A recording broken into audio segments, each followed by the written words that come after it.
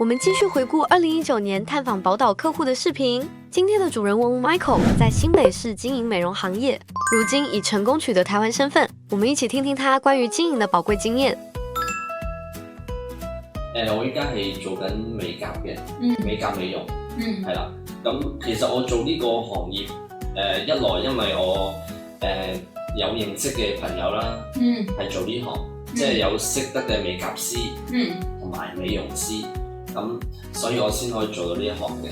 咁另外呢一行佢嗰個所謂嘅創業成本就係即係比較低，即係如果你話對比餐廳你要買器材啊或者店面租咁貴啊嗰啲嘢咧，即係呢樣美甲呢樣嘢係比較易上手少少嘅。多數係上班族或者家庭主婦。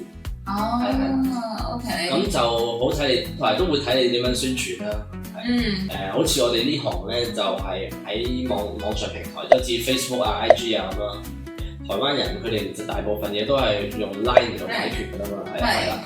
咁基本上你平台要做得夠，即係要做得真係夠全面咯，係啊。同埋要知道呢度啲人用邊個平台。係啦，你要知道啲人用邊個平台咯。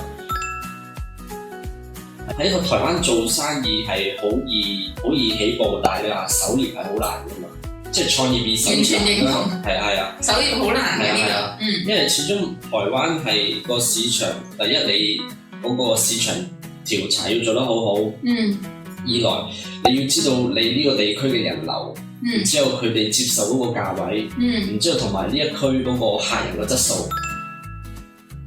台灣一定有啲嘢係有一啲嘢係比香港好，有一啲嘢係冇香港咁好嘅，係啊，即係呢一度對我嚟講唔係天堂，台灣對我嚟講唔係天堂。咁但係我覺得喺度住得開心，係咯，即係對我嚟講呢度係平淡咯。平淡係啦，我覺得係你中意個平淡嘅生活嚟講，台灣係個唔錯嘅地方啦。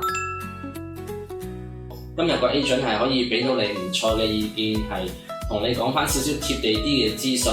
咁就教你唔好點樣做生意，即係會損失太大嘅。咁我覺得就已經係算係一間好嘅公司咯，係啦。多謝你對我哋嘅肯定。